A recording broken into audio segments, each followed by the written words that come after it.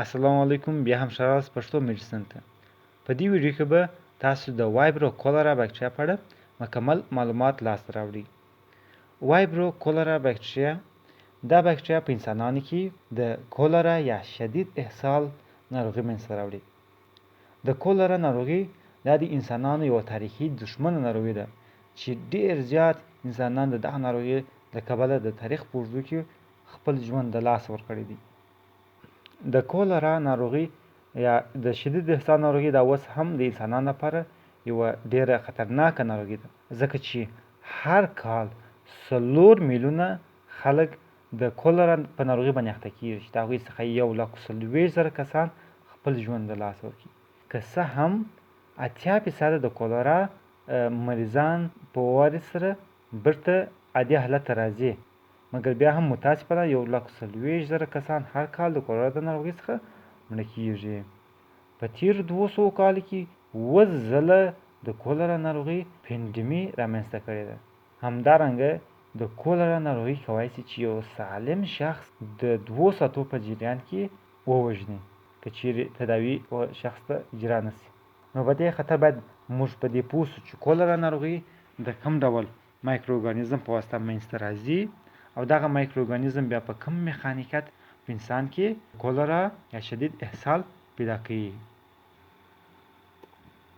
د بکټریا د عمومي تقسیم بندي جدول څخه معلومیږي چې وایبرو بکټریا لکه شګیلا، کمپیلو بکټریا او هیلیکو بکټریا په ډول دا ګرام نیګیټیو راشکله بکټریا ده کوم چې خپل مرضي د هضمي جهاز څخه شروع کوي. نو کولرا بکټریا یو ګرام نیګیټیو باسیل بکټریا ده چې 2 مایکرونه جسامت لري. مهم خواص د کولرا بکټریا ده دا دی چې سپور نه تولیدي، کپسول نه لري او یو فلاجیل لري چې دغه فلاجیل په واسطه باندې دا بکټریا ځان د کوچني کولمو پورې رسوي.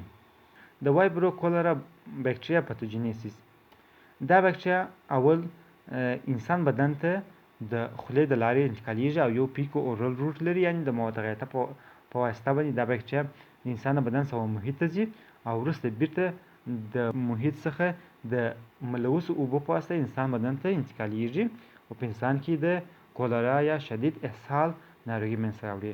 او دا بکټریا خپل پاتوجینیسیس د کوچنیو کولمو څخه شروع کوي. نو تاسو دا د کوچنیو کولمو حجرات فرض کړئ. نو کله چې وایبرو کولرا بکټریا کوچنیو کولمو ته راسي، نو دا بکټریا د ټوکسین کو ریګولیټډ پیلای په واسطه باندې په کوچنیو کولمو کې کالوني جوړي. مهم خبر دا ده چې کله وایبرو کولرا کالوني په کوچنیو کولمو کې جوړه کړه، دا انټیروټوکسین افرازي.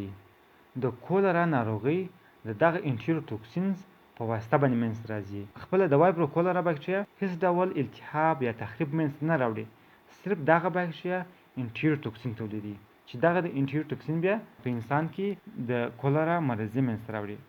نو که چیرې موږ د کولرا توکسین ته وګورو، دا توکسین د 2 برخو څخه جوړ شوی دی.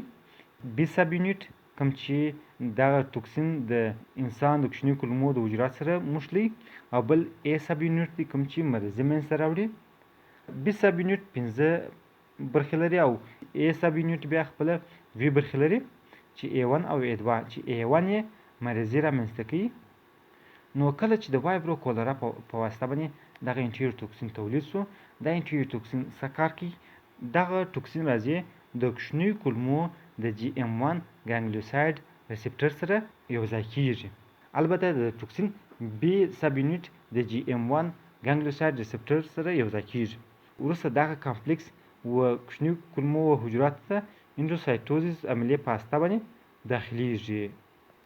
نو وروسته چې کله دغه ټوکسین د اندوسایټوزیس عملیې په واسطه باندې د کوچنیو کولمو حجراتو ته داخل شو، نو دلته دغه ټوکسین A1 برخه د A2 برخه څخه جلا کېږي او وروسته دغه A1 برخه د ADP رایبوزایلیشن په اساس باندې جی پروټین تنبیه کوي چې د جی پروټین د تنبیه په نتیجه کې بیا اډینال سایکلیز تنبیه کېږي.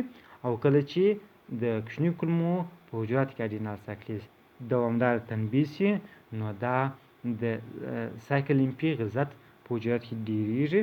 او کله چې د کوچنیو کولمو په حجراتو کې د سایکل امپی غلظت ډیر شي، دا په خپل وار سره د مختلفو الکترولایټونه لکه کلورین، بایکاربونیټ، پوټاشیم او سوډیم همدارنګه اوبو چینلونه خلاصوي چې په زیات مقدار دغه الکترولایټونه او اوبه د کوچنیو کولمو څخه لومین ته افرازیږي چې په دغه وخت کې نو شخص ته د وریجو د اوبو په شان اسهال پیدا کیږي او که چیرې و دغه شخص ته په عاجل ډول باندې تداوي شروع نشي نو دغه شخص کېدای شي د څو ساعتو په جریان کې خپل ژوند د لاسه ورکړي. نو په دغه میخانیکا سره وایبرو کولرا بکټریا په یو شخص کې د اسهال یا د کولرا ناروغي منځته راوړي. که چیرې موږ و کلینیکل فایډینګز ته راسو نو کوم شخص چې د کولرا په ناروغي باندې اخته وي هغه په زیات مقدار باندې اوبلن اسهال لري او دا شخص په یوه ورځ کې د 10 څخه د 20 لیټره پورې مایعات ضایع کوي چې دا یو ډېر لوی مقدار دی. نو ځکه دغه شخص ته باید په زیات مقدار مایعات ورکول شي. د اوبلن اسهال ترڅنګ مریض ته استفراغ پیدا کیږي، د مریض د زړه ضربان ډیریږي، د مریض د پوستکي الاستیسیټي کمیږي. همدارنګه دا چې د اسهال له کبله زیات مقدار مایع ضایع شوي دي نو د دغه شخص د وینې فشار هم کمیږي او میټابولیک اسیدوزیس رامنځته کیږي. که چیرې دغه حالت ادامه پیدا کړي نو په دغه شخص کې به اکیوټ رینل فیلر یا د پښتورګو عدم کفایه به ورته پیدا شي. همدارنګه کېدای شي چې سیور الکترولایټ امبلانس و شخص پیدا شي او کېدای شي شخص و کوما ته ولاړ شي یا هم هایپوولیمیک شوک ته ولاړ شي او هم کېدای شي چې شخص وفات شي د شدید اسهال څخه. هغه کسان چې شدیده کولرا ولري په هغوی کې د مرګ چانس 50% دی.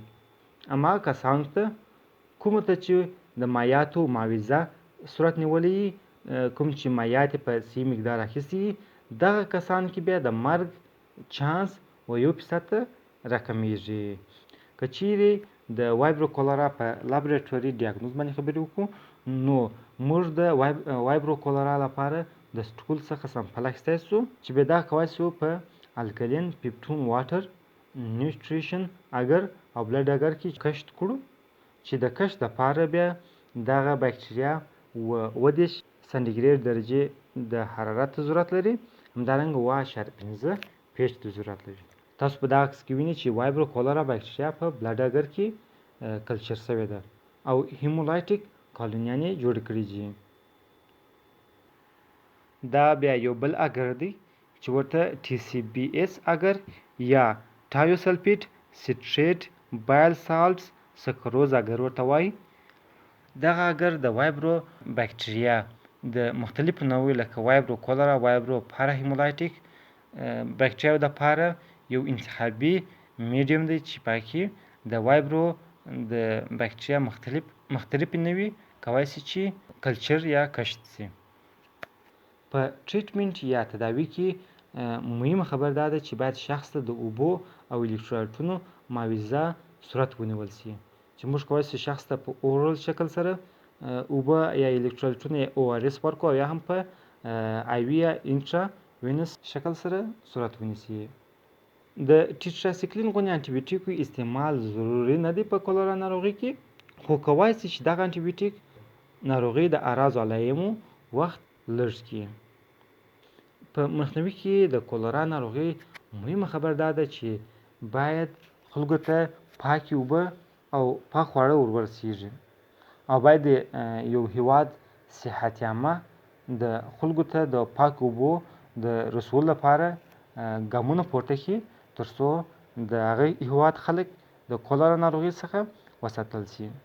همدارنګه د کولرا ناروغي لپاره 2 ډوله واکسینونه موجود دي لکه ډوکورل او شانکول چې دغه 2 واکسینونه د انسان څخه د وایبرو کولرا بکټریا په مقابل کې محافظت کولی شي.